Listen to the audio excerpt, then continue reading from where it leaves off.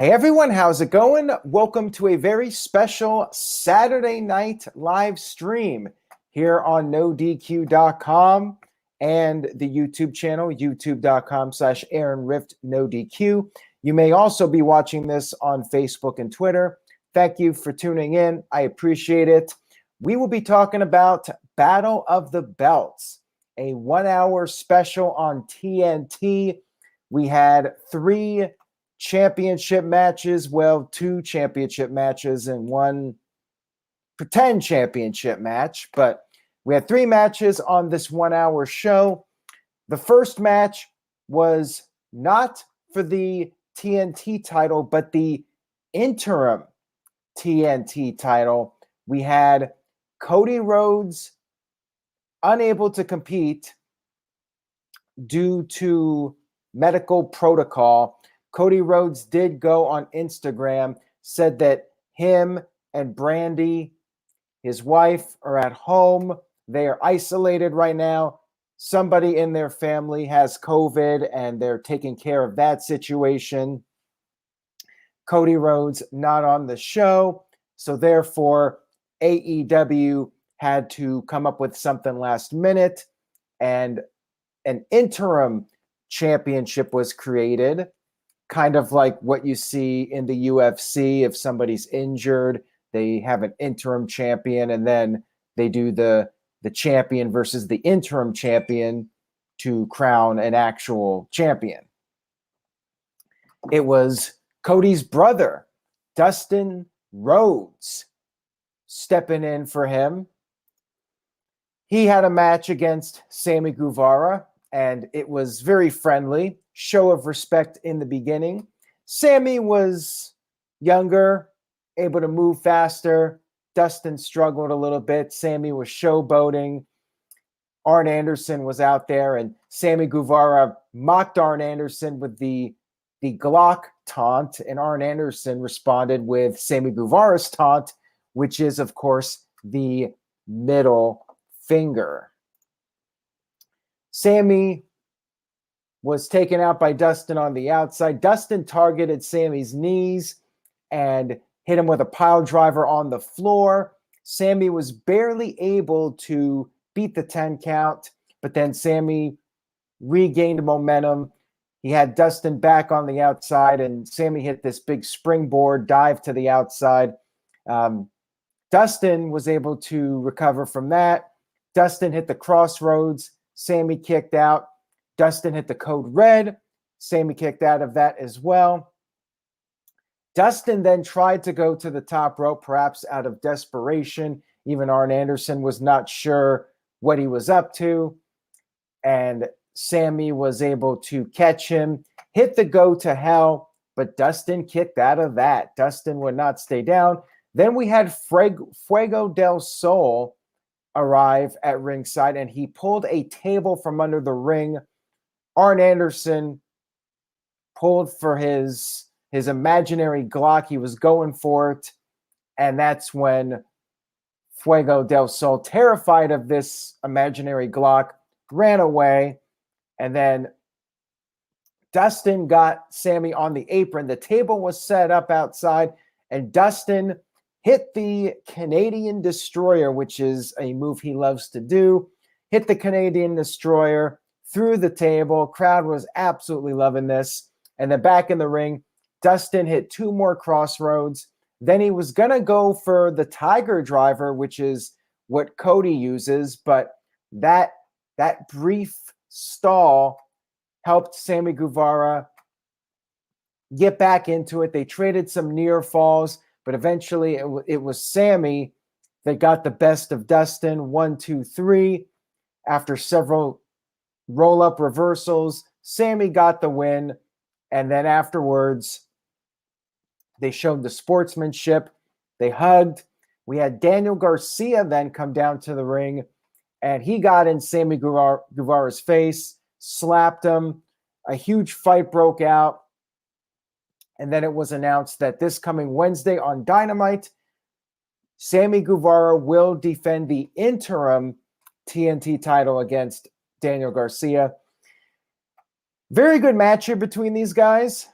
I think that it went along the lines that I was expecting, that Sammy would win, and then Cody will face Sammy, TNT champion versus interim TNT champion. Maybe they do like a WrestleMania 10 style ladder match with both titles up for grabs, something like that. But not really any surprises here, but still a very solid match between these two. We had our second match of the evening, which was Ricky Starks versus Matt Sydal for the FTW title, which of course is not recognized in AEW. All good, whatever. It's just something for these guys to fight over. Joey Perez thinks that we will see Sammy Guevara and Cody at Revolution. You might be right on that. Maybe the champion versus champion match will take place then. Anyways, you had Powerhouse Hobbs at ringside, and at one point, he stood up from his seat to protect Ricky Starks from Matt Sydal on the outside of the ring. That helped Starks get the upper hand. Sydal made his comeback, but he could not put Starks away. He went to the top, hit a Meteora, but Starks was able to get his foot on the rope. And then you had Starks hit his spear, followed by his finishing move, picked up the 1-2-3 victory. Pretty straightforward match. It was good, but it went about exactly as how I expected it to go. And then afterwards, we had Lee Moriarty come down, and he tried to make the save. He got overwhelmed. Then we had Dante Martin arrive. He got in Will Hobbs' face and then sent Hobbs out of the ring. We then had our main event of the evening, which was Britt Baker versus Riho for the AEW Women's Championship.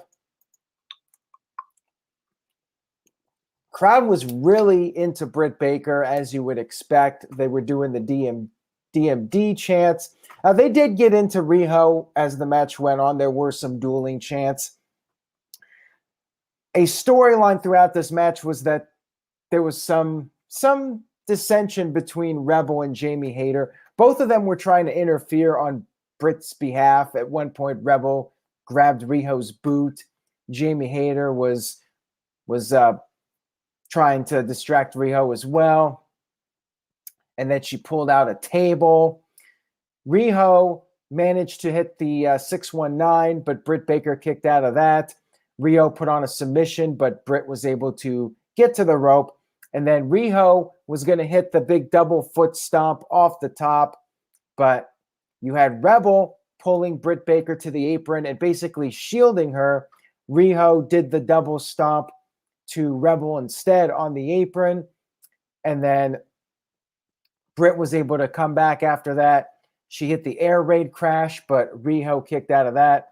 Britt was then given the glove by Jamie Hayter or Rebel, one of them. She got the glove. She went for the foot stomp, but she missed her first attempt. She did hit it with a second attempt, but Riho kicked out of that.